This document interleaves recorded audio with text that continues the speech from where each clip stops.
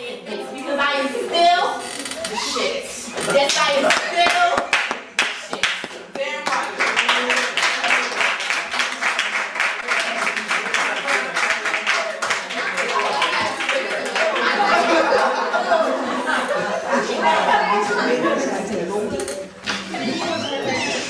right.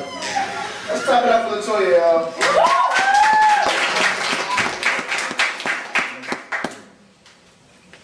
Alright. Let this next poet go, because I know she got to be out in a little bit. I want you guys to give it up for a close friend, Sabra.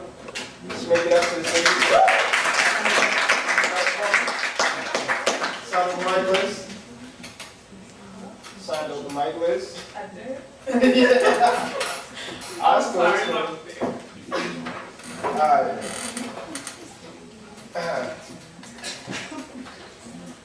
This piece called Speechless.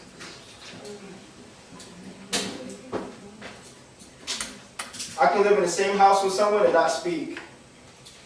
And know I wasn't born with disability the same way killers were not born to kill. But there is only one person who diagnosed me with this. I share his features, so I saw him every day. And since I still see him, I don't speak. That's what he taught me. See, I'll make it more clear. If I don't speak to him, it only means that I didn't speak to myself. I face him in the mirror every day with no words, just silent hellos and fuck yous and how could you and why would you and I hate you, I mean I hate me. See, headaches are the goodbyes. Yes, my heart cries and it flows to my head. See, my eyes never lie. That uncertainty may have lived there for years, but the truth is what you see. See, I love my daddy, but it's very devastating how you can walk down the hall, look into that mirror, and still not speak.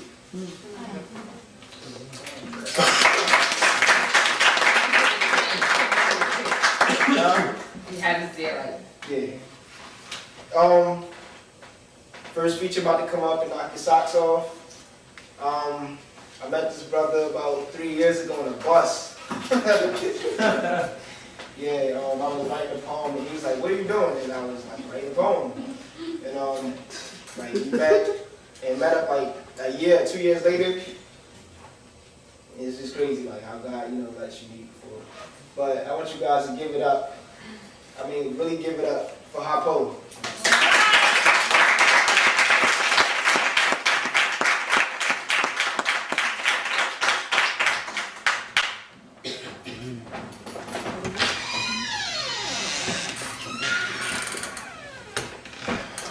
Y'all still alert?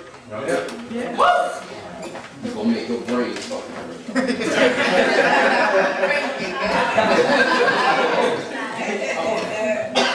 Yeah, I just hope,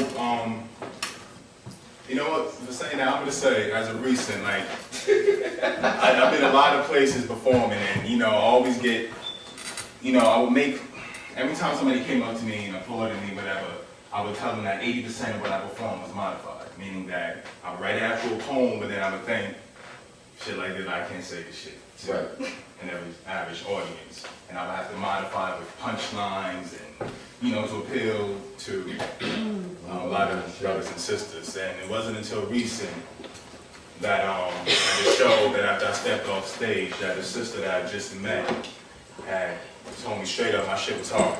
But she had heard me before on a one-on-one basis and saw what I performed. And even though I've been told that a lot of times, it hit home this time, so I was like, you know what, let me just come with what I come with. Right. No more modification, so I just hope that it's it. Oh, okay.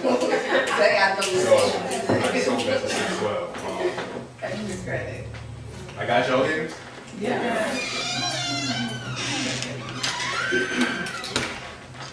However, immaculately wing-tipped, I will always lace my shoes with the dread, sorrow, and mourn of the downtrodden.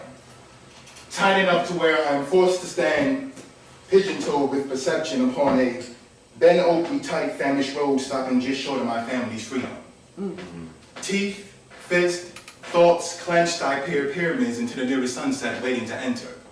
A liberation of sorts being sought through cumulus, and here I am left alone to stand in the center, barefoot, half bent on obscurity, yet still remaining vibrant to the shadows and transit of such a revolutionary event, wondering what can become of all this. especially when the lines of despair and freedom parallel each other to the point of combustion, and I'm left to remain still, like the rest of us, lost individuals in a new foundation, claiming to seek things like happiness, yet in all actuality what we seek is permanent gratification. Learn the difference, for it is literally a matter of life and death, mean and simply not. Fuck food for thought. I'll just get straight to the point now and give you the recipe for freedom. A glass of water, 2 teaspoons of heartfelt imagination, and just a pinch of body salt. Mixed all together now with just a few droplets of vaginal blood, and there you have it. The very shit that makes it somewhat possible for a nigga like me in this Aquarian age to become capable of transcending the Negro within Negro. For such a word you said the same hundred stories on this purpose. Negro means death, and I choose to live simply. Sunlight, my birthright. This explains why I write right and wrongs. And if it's true that 3 rights make a left, then let's explain that why my path has now been so long. So I was once chosen to lead, but soon after wrote myself back into mourning. My verbs too volatile, my metaphors too mulling, my similes too searing, especially when I should be therapeutic in nature, especially when I should be expressing my God-given will to live through words that illuminate whenever placed upon paper, honoring every tree unbound, disconnected from its source, like I, a man-child of sorts, struggling to become a writer of poems, poems that reverberate within themselves, fluctuating fantasies of flight, literally. My goal is to write a poem that flies across the Atlantic, heading home.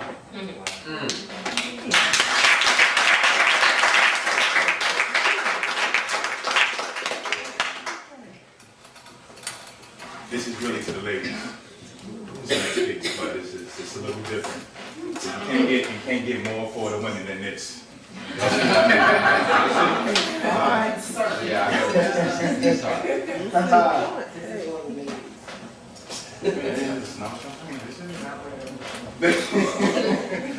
Pretend that you are capable of imagining a world where menstrual rivers of spitfire seemingly flow inward, yet away from the matriarchal sources of self. Coupled with the existence of Negro children who, with broken necks and charred hands, hold desperately to their mothers in hopes of deconstructing the space between everything and everything else.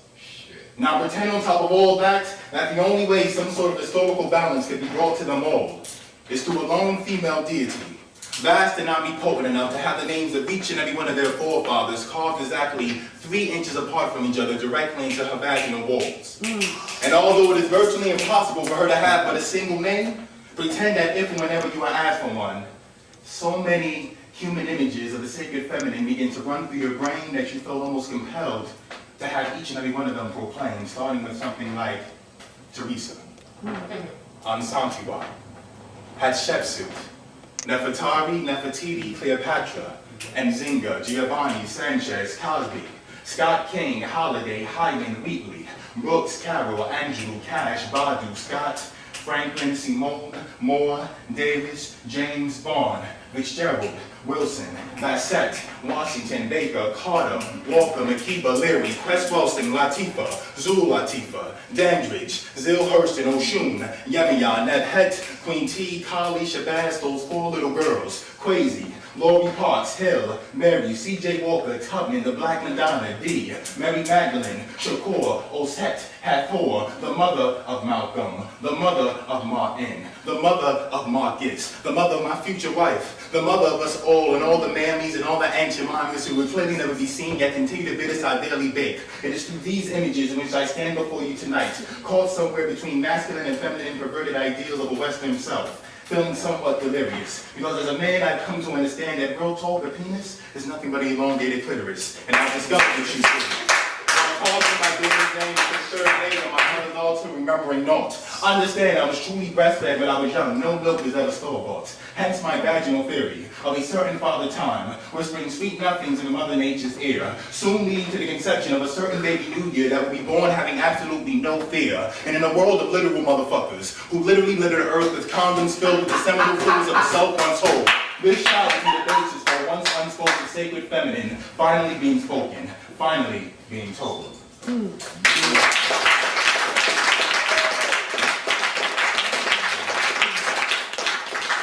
Y'all with me? Yes.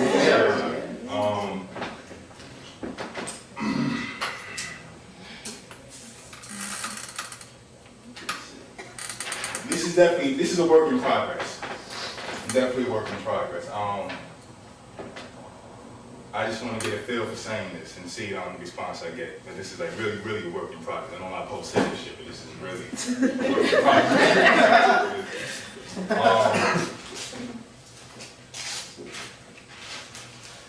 I am capable of documenting the distance between sun and realism with nothing but a whirling pencil. Of having all that I write somehow fit perfectly into the interval of time it takes for a newborn's eyes to adjust to sunlight. For you see, coupled with wanting to write bright, I want to write bright. Something like the bluest of all stars. 100 stillified solar masses exploding upon page, exposing the essence of who we truly are. Understand, I need for anyone who dares to think in themselves as a writer, to imagine him or herself having so much of a cosmic visionary rage, that the corona of the sun is damn near forced to outline every word you ever place upon page.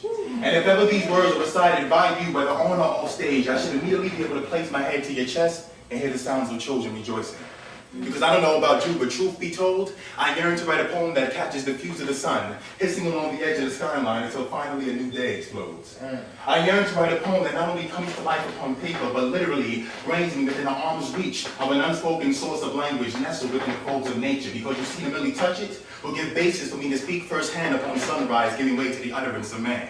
I'm talking about raindrops and stanzas, rivers and meters, ocean structured as if to clarify truth, existing beyond that which we are capable of fitting in the palm of our hands. Soil is rhythmic. Notice how the trees sway to their own organic sound. Clouds become mere extensions of breath, needing only the luminescence of the moon to articulate the unspoken profound. I want to write and recite a poem to you that is profound, and after doing so, never do I want to have to make a sound, because you see, the silence that immediately follows the reciting of a poem is golden. It is where everything comes to rest, where everything comes to lay. Something like...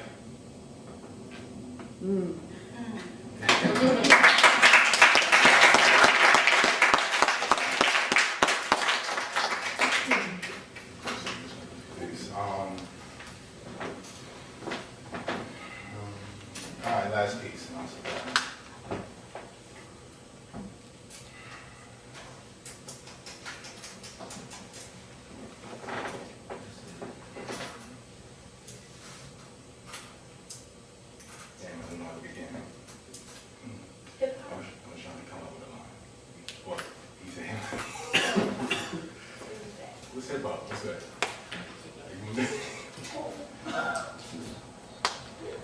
Oh, you only do that? Grasshoppers on steroids. What's that? I want to hear grasshoppers on steroids. Bro, you throwing out more. You said soil, man. I was...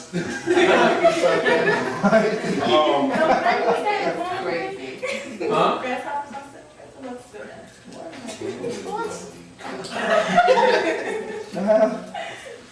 That's on camera.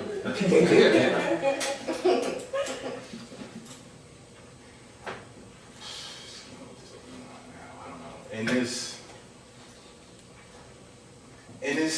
metaphor of wobbly spin we deem Earth, I can only wish for it to stop doing just that, and for once just settle in its place. Yet it continues to spin, and I continue to write.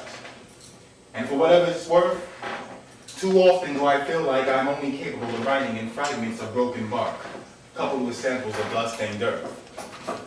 Too often do I feel something like the tired slave who, in an attempt to vomit his past, discovers he has swallowed too deeply all that he hates. My blood flow is like that of a serpent whispering. And I'm often left to ponder this gnawing, lacerated elegance my ancestors were able to maintain while working within fields the slit wrists of the sun continuously bled upon. I shall never find peace until me and my origins reconcile. I'm talking about conjurings of the bloodied and worn before me, wishing I would take flight upon the wings of blackened screams transfiguring the Atlantic. But what if I already told you I've already begun seeking my own personal genesis? And as opposed to thinking, I simply moved upon whatever is felt. Just like we, who as a people actually felt at one point that we can buy our families out of slavery, but wound up only buying ourselves and everything else. Seeking freedom, but wound up getting everything else. Hence our concept of self imprisoned among many other things by a concept of white. Stars and stripes with nothing but a fouling symbol for a flagpole. this figuring soul. Check what stories you're being told. For we are the true authors of the catharsis that is our daily lives. Acknowledge that within this very moment, we are all something much more than ourselves. We are simply each other. We are page torn from pre-colonial African history books, pasted into the scrapbooks of the so-called New World, bound together by extremely thin hex strings, and after being given historically an anonymous title, we are then placed into the hands of the illiterate until that they, somehow learning how to read us, are our only chances for survival.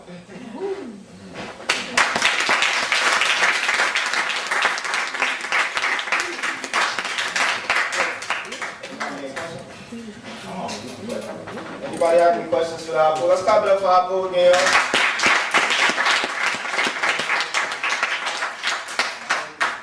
I like to get to know the artist, the people of the show, so we have a better understanding of, you know, like what the hell did he mean, or, you know, anybody have any questions? Y'all quiet.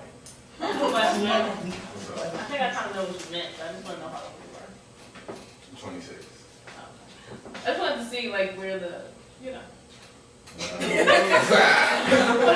would expect a young person to write like that, so I wanted to see where your age group is. That's all. Just to go with what she just said, my question was going to be, do you get that question a lot? But but I think it's more of a positive thing because women don't expect men of a certain age to be as wise or intelligent as they are when they begin to speak. Exactly. So we're almost in shock, and then we have that question. Not that we're trying to hit on you per se, and say, "Oh, how old are you?" It's how old are you? Wow, you're very knowledgeable. So I think it's kind of like Thank you. That's what I meant. Like we go back and forth on this all the time. Like as far as you know, we talk about it, like elaborate that. Like as far as the writing, the words, not lines. Oh, You know what I'm saying? Like yeah, right. What you were saying, I guess the best way to answer it for everybody. no, I just want you to elaborate that on The lines in the word. yeah, we have the conversation all the time. Like, Just a break. I tell a lot of people this, like, there's a big difference between spoken word, and poetry. yes. You understand? And how I related to, like I said, niggas in my generation, below me, spoken word to rap. It's something like rap to hip hop. Spoken word to poetry is what rap is to hip hop. Somebody saying they know hip hop and all poetry and only done is going to slams and sing that poetry jams, like somebody saying they know hip hop and all you do is listen to the radio.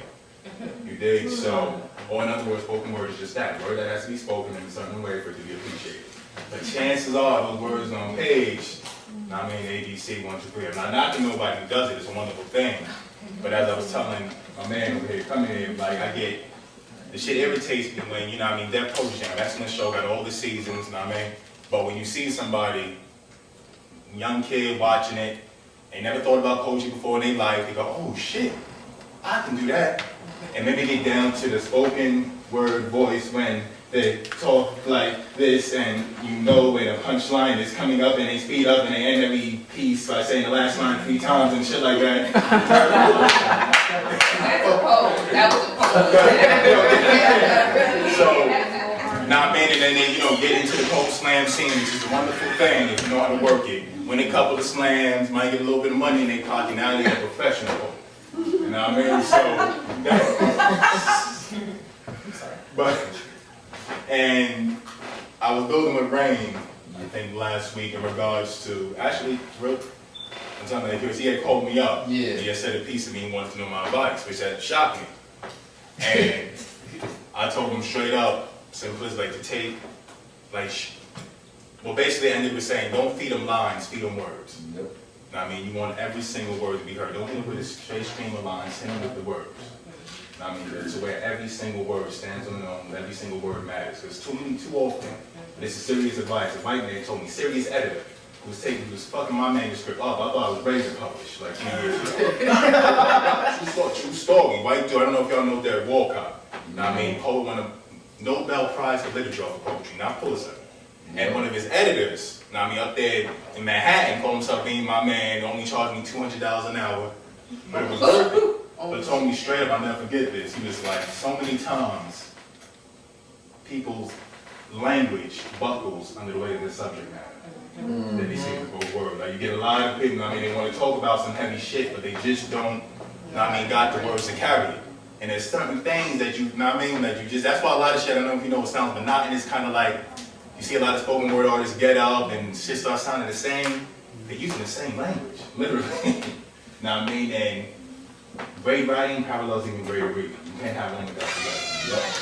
You gotta start studying, you can only go but so far with your emotions and all of that. Am I babbling too much? No. So, but if you want to do anything else, if you want to write, just like in anything else, you gotta actually start your school and all that emotionally, but if you really want to take this shit seriously, you gotta start studying. Yeah, you gotta start reading other poets, other writers, and learn. What's the name of the sister Toy that you're mentoring? Jericho, yes. I was speaking of Toya, she's mentoring a young sister from that go to school with me at NJCU. She told me, I seen that Starbucks on Thursday, she stayed at the stores in a book bag, and I'm like, damn. That's on some Malcolm shit. Read every word until you get it. Write it all down, the whole nine. I hope she really stays with that, but I guess I'll deal with that. Any more questions? Hey, how long you been doing this, man? You mean while I got paid or just writing? Nah, just writing.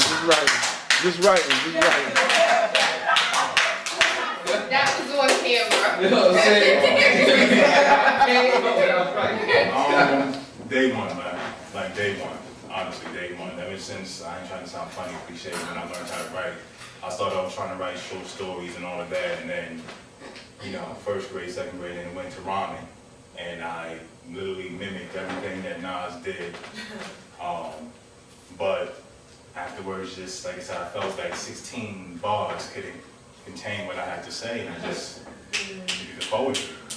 But always ready. You can't have one without the other. You cannot have one without the other. Give a fuck however much talent you think you have, and you can only flip words but so much. If you don't read, the shit shows, man. True story. So, and bad reading is worse than no reading. And that shit shows too.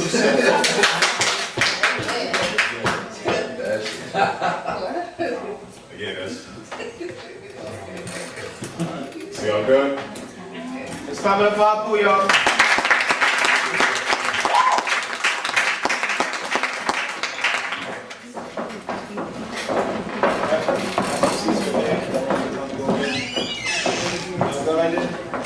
Good night, y'all.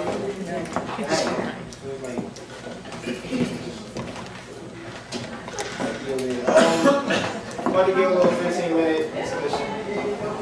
Alright, let's go. Alright, 15 minutes. Really 15 minutes too. Start the timer. 15 minutes.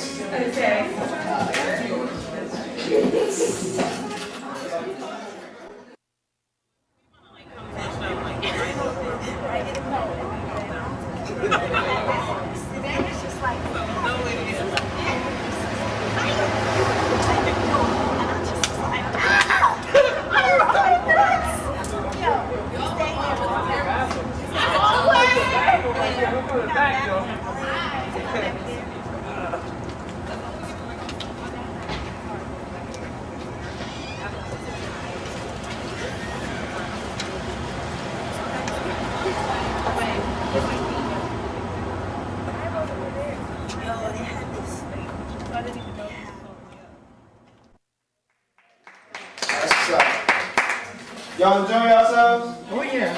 Okay, that's what's up. You got something to go with this? You said that should be a bridge to put us together, you know? There's always some competition between New York and New Jersey. Right, nigga? Plead the fifth. It's cool. Be high and drop, but you know.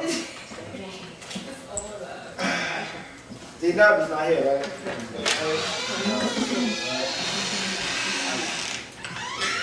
Alright. Let's clap it up for coming for the second round.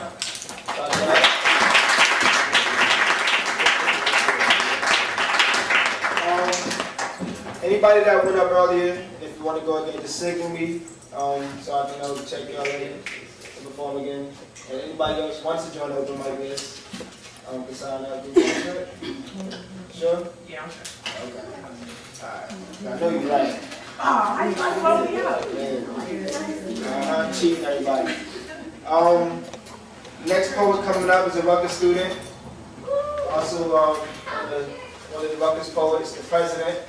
So we're trying to give it up for John.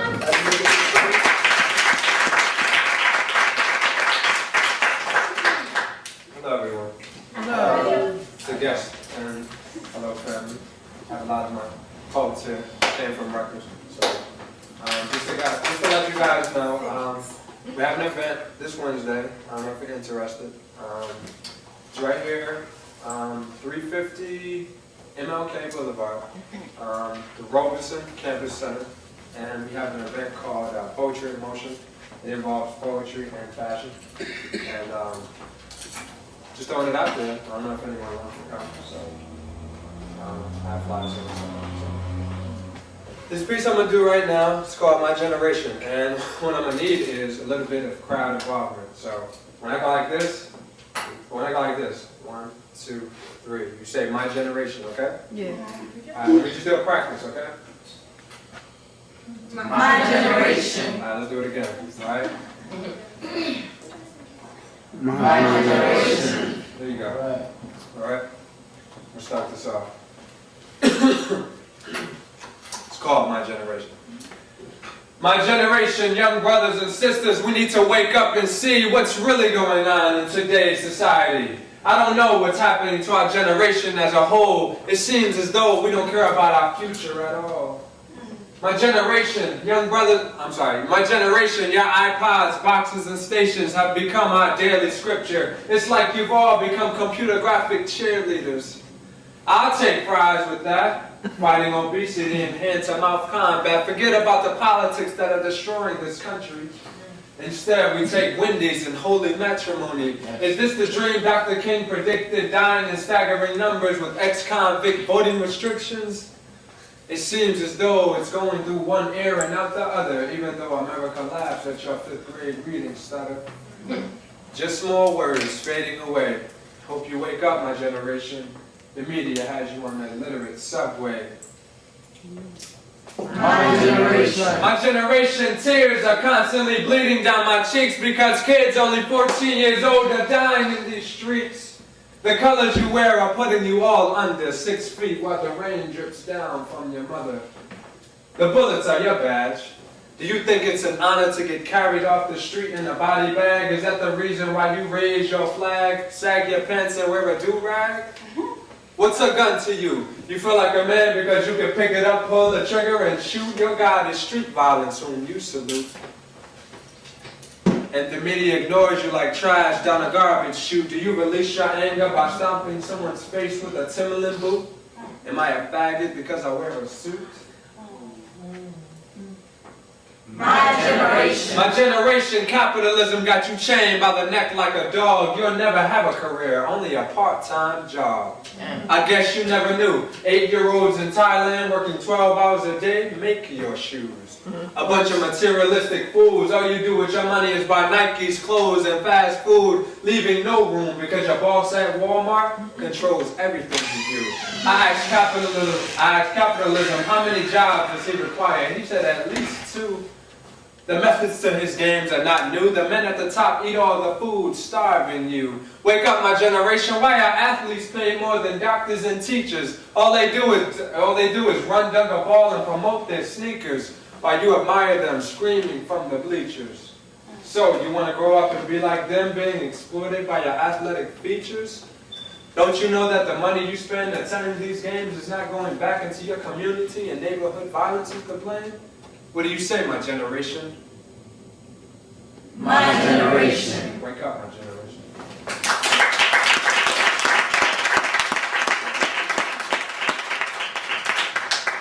Let's give it up for John Mathis.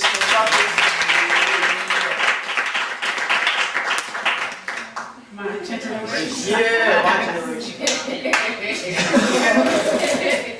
That's right. Let's try that again. My generation.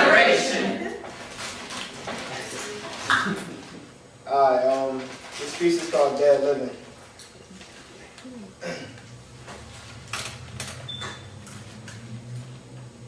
I knew there was life in me,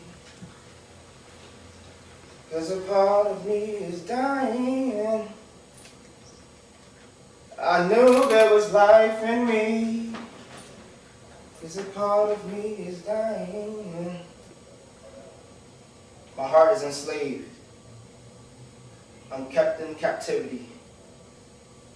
My life is pumping poison. I have no reason to move on. It feels like I have a boat or no water to coast on. I'm stuck in a position with no drive. I would rather sign my soul over to hell to continue to be alive without her. I knew there was life in me, 'cause a part of me is dying. I have the Nile River in me turned on high. My heart is drawn and kiss my soul goodbye, because I've been assassinated by Cupid. I don't know whether I should call myself a fool or stupid for loving her. Was I wrong? What did I do? This is not a poem. This is my heart's confession. It's definitely a lifelong lesson that the next time I love, make sure she feels the same. Found out the true reasons why she wants to share my last name, so just in case we disagree, while one loses faith, we both know that spiritually we both be saved. See, I knew there was some life in me because a part of me is dying. Me telling her that she couldn't find another me wasn't to distract her, no. She knew I wasn't lying. She can hug him, kiss him, and even love him while she's really loving me. And the only reason she's satisfied during sex, because she pictures herself sexing me. I put my palms so deep into his back that when he places his, while I place mine, she mentions me. Until she opens her eyes up and realizes that it's not me, unsatisfied after she runs to the bathroom and finishes the job that I just started. See, I knew there was some life in me. Sure. That when I exited my girlfriend, I was born again.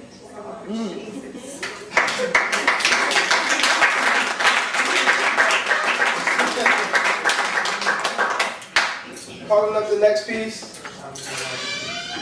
I got some more. I got some more. Give it up for that shit.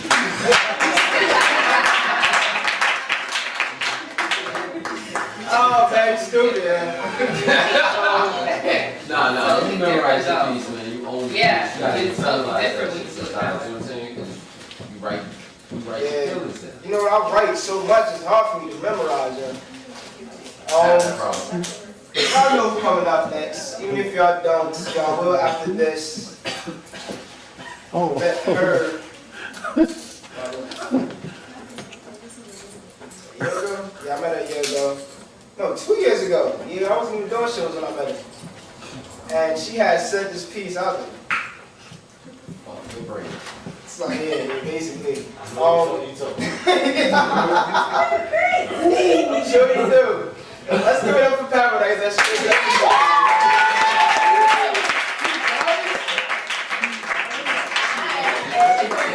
Y'all crazy. I had this fancy way of coming up here, you know, like a superstar or something. Y'all just drew me. And it's on record. Redemption. Elijah and Jay Skills. That's where. That's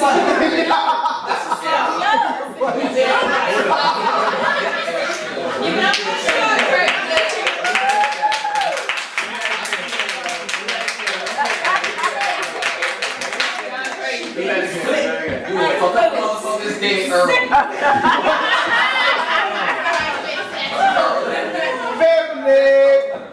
y'all crazy. Just for Elijah and Jay. Oh, no, I'm not doing that. So, I'm gonna do one too. I'm gonna do my serious one first. Now that I got you guys all laughing and everything. I can't. I don't like to leave people like. You got your request, and I'm gonna do it just hold tight. Okay.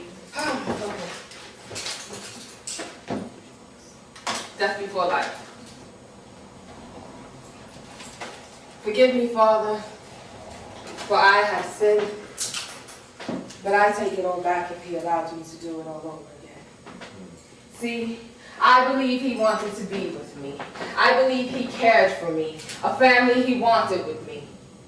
So when Saturday afternoon at 2:15, as I gazed out the window of that EPT stick, I watched my future flash before my eyes. In anticipation to hear his voice rejoice with me, I downed those 7 digits. Each key sung a different tune as curiosity grew. Every molecule of hair stood at attention. And oh yeah, sweetie, did I mention we're pregnant?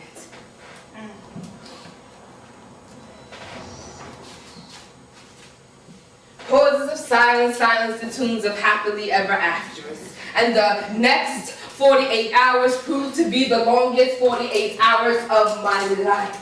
For after the first call, he no longer answered my calls. Voicemails, I left.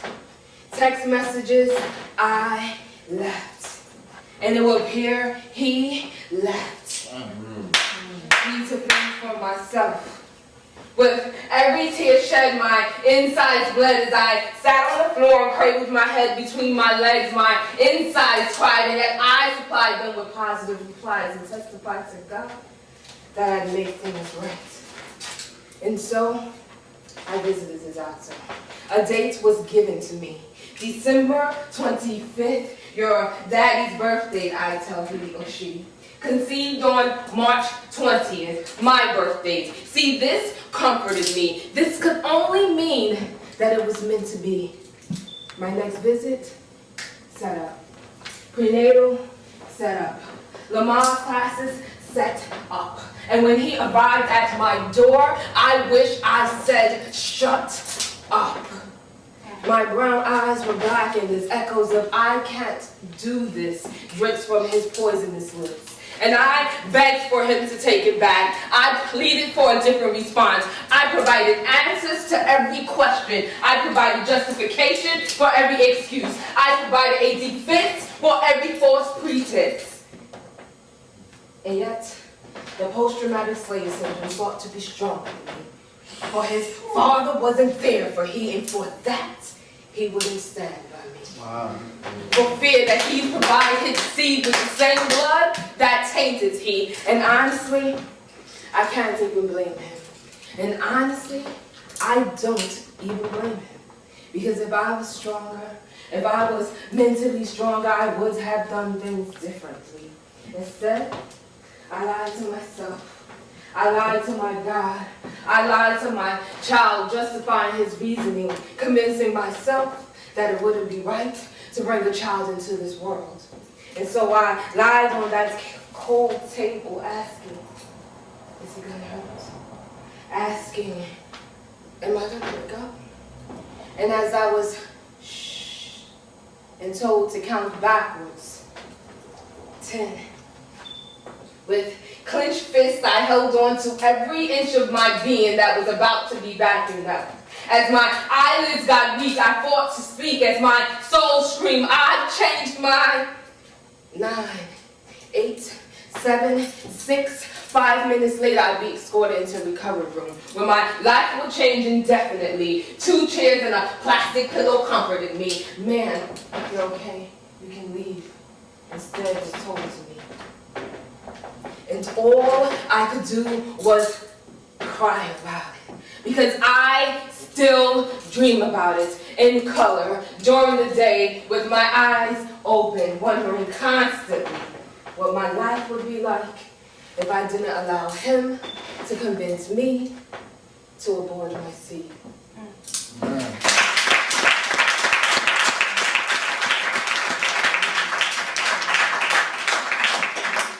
Thank you.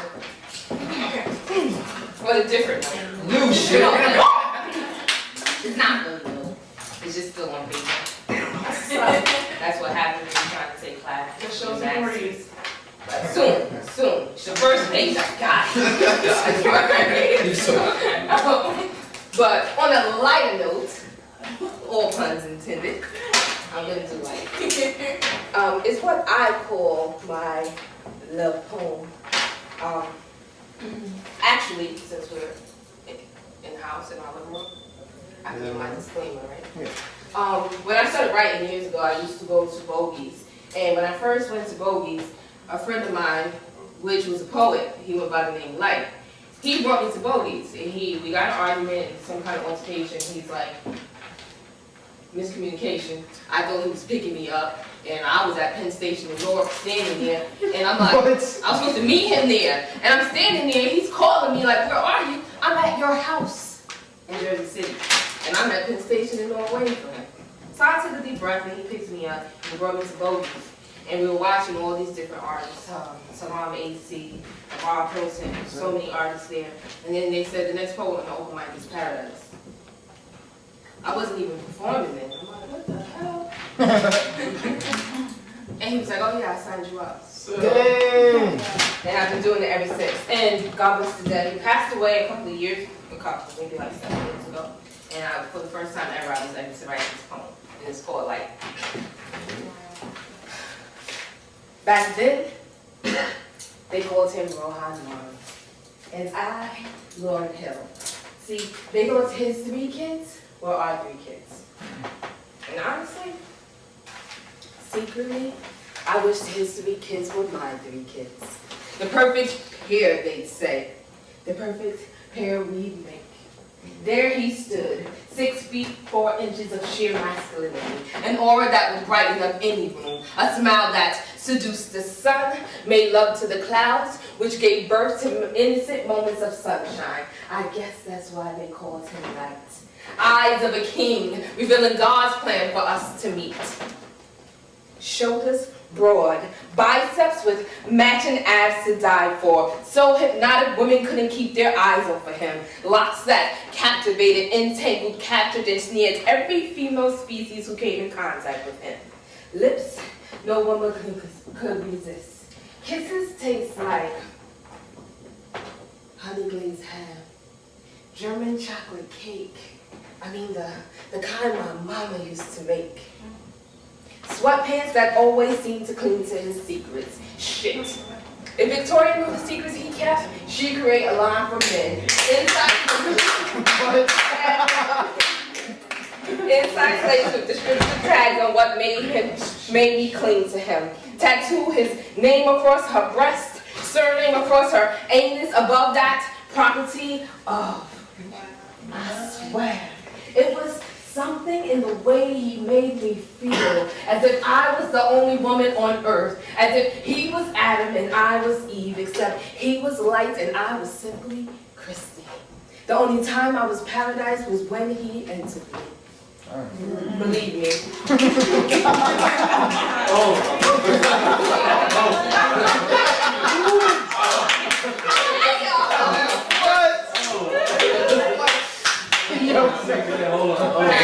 Believe me.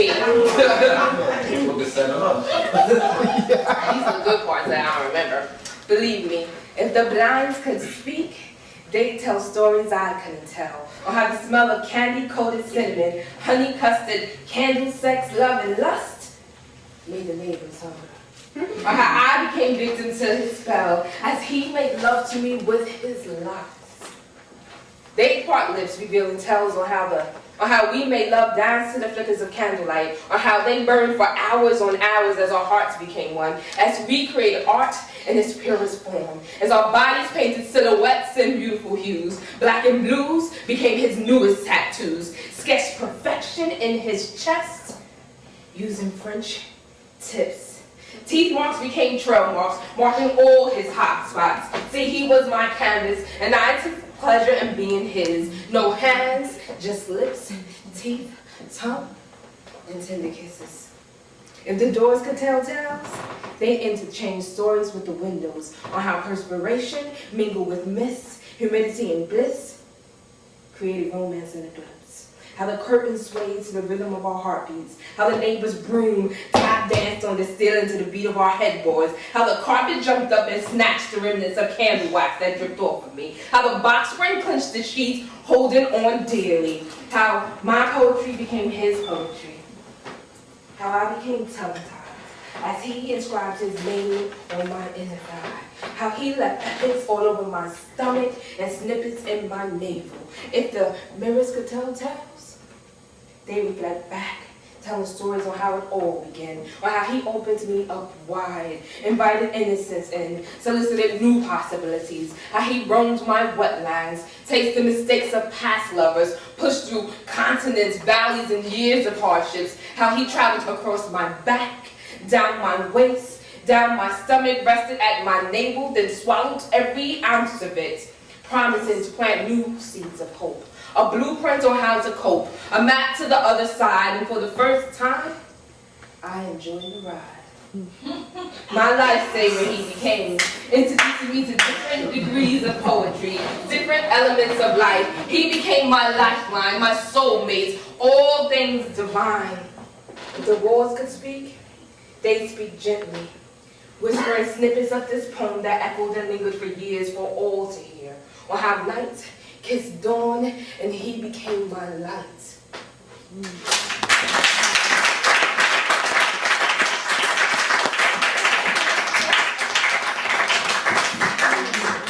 She just put a whole war over the room. I can't even say nothing. Let's stop every paradise, y'all.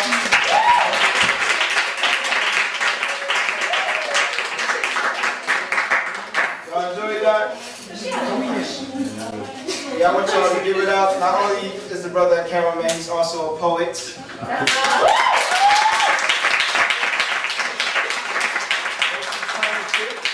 Let's give it up for Saladin, y'all.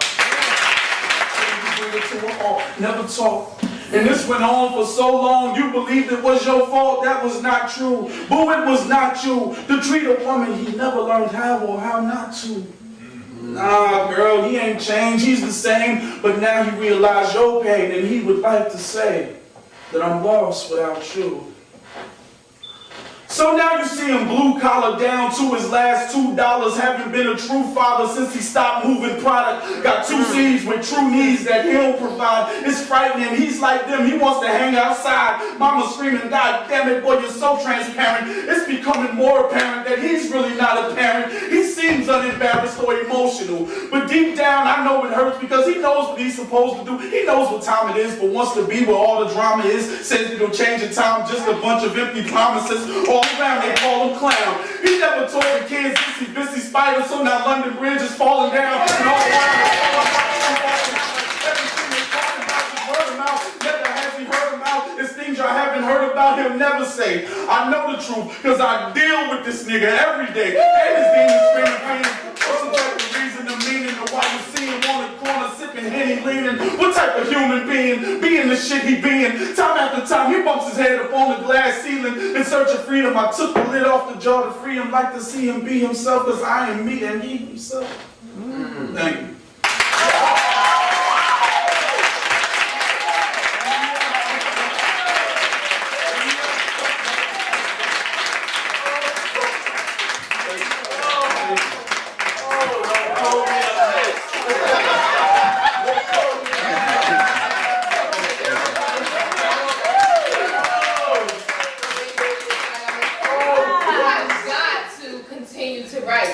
Thank you. Not continue to write, but you say you haven't read in a while. Yeah, in a while. People need to hear your story, especially in the neighborhoods that we're in now. They need to hear it. Thank you, I appreciate it, sis. Good looking out. It's different for it to be there and then to see it, but to hear it and be able to relate to it. Let's clap it up for Saladin.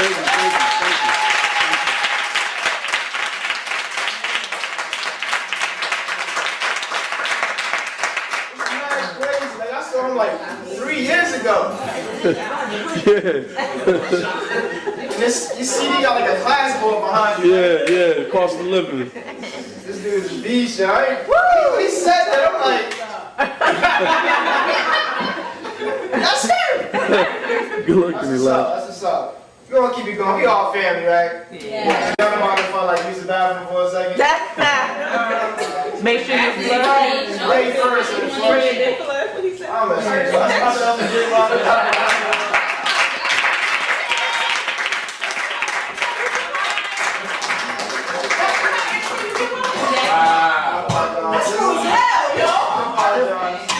This is my homie.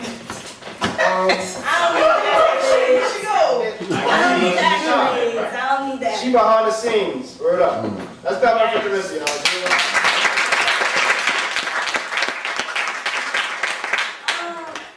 Tonight I'm gonna go a little off. I'm gonna do my first love. Everybody loves poetry. I love poetry too. My first love is theater. I love to perform. That's what I do. So right now, gotta ask for strength, clarity, and understanding and wisdom to be able to get this message. The piece that I will be performing for you today is Party from the Colored Museum. By George C. Wolfe.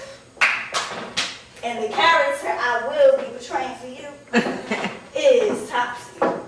Make sure you know that name, okay? Boy! Woo! You hear the music? You hear it? Wait, do you hear it? Ooh. Ooh. Just hear it before we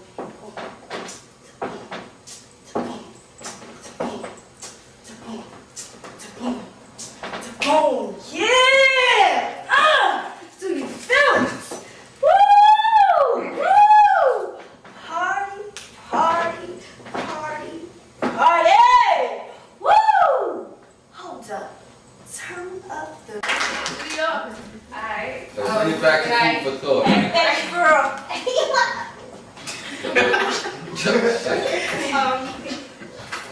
I am a West African seed planted in American soil, nourished by Caribbean salt water. And y'all don't know me. Preconceptions glue has you stuck on stupid. My physicality is not my mentality. Don't attempt deep calculations when your math is shallow. Learn how to count beyond clothing.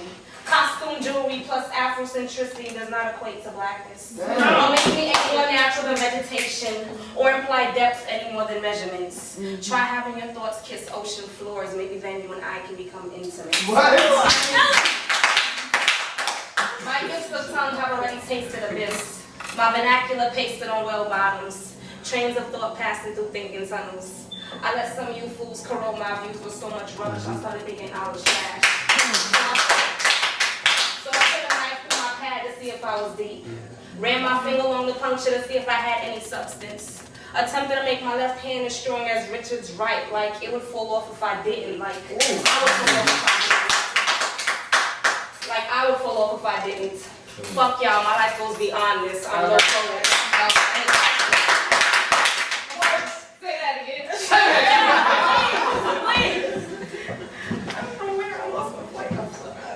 Fuck y'all. Fuck y'all, my life goes beyond this. I'm no poet. I'm a person. A West African seed, planted in American soil, nourished by Caribbean salt water, and it's obvious y'all don't know me. And even more obvious, you never will. Ooh.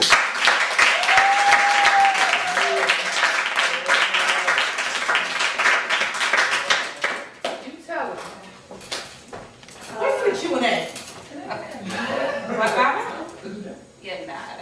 I just want to make it. Okay. This is mostly like new stuff. Like I used to do like little epic poems, but I don't really have a lot to say anymore. So, just get it. I can't do like the 3-minute poems anymore. Like I call it a spade. All right. God made art in heaven, but it's my distress that is his masterpiece. I saw a picture of God's grin and it looked like my grimace. Fireball pupils that dance in time to my emotional beatings. Smirks rest on his eyelids, so he blinks my pain. God smiles when I cry. I read his words, followed his teachings, then got led to someone's closet. I go to bed every night with this holy book underneath my pillow. Sing psalms in my sleep since the only time I have a voice is when I'm unconscious. God smiles when I cry. He sends his henchmen to distribute his happiness. Pointy-tipped halos, compliments in black robes, he calls them angels. Calls them prophets. Nicknames them pastors. The unsaintly righteous who blight my purity, who kidnap my childhood in selfish nets, but love how it feels when we share midpoints. I can't even stake claim on my biological median as these deviants spray paint their names on my secrets and betray my chastity with perverse conceit. Damn. Saints, priests, and deacons, some with the name Peter, confusing my legs with the gates of heaven, so I'm forced to remember the Holy Cross. Damn. Is that in a book? No, it's not. But this is new.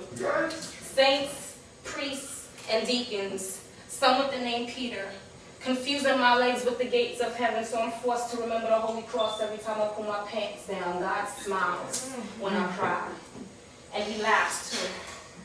How come his chuckle sounds like my shame?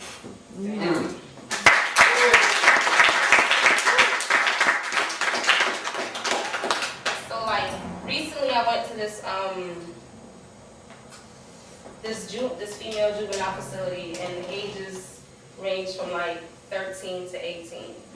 But their stories were that of people who hadn't even reached like 40 yet. Like girls who had been raped, they shot guns, they had razors to their throats, they sold drugs. I mean, it was like you were looking at their faces, and some of them really looked like babies, but like the darkness behind their eyes was just like ancient. It was crazy. It was crazy. So I tried to put myself in their position, and this is what I got from it, from just like some of their stories. Baby faces with grown backgrounds. More blunts between lips than pacifiers. Started crawling from the age of 2 months. 15 years old, and I was still used to being on my knees.